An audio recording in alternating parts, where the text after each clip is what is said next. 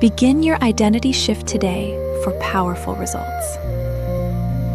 Step 1. Write down your current identity in one area of life. Be honest. Name what is actually running, not what you wish was running.